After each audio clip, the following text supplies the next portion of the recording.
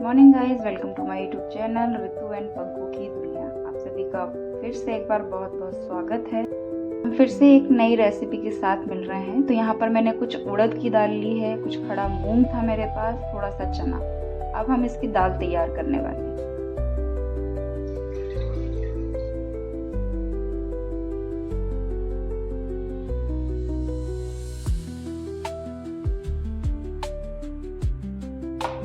जब तक दाल पक रही है हम तड़के की कुछ तैयारियां कर लेते हैं।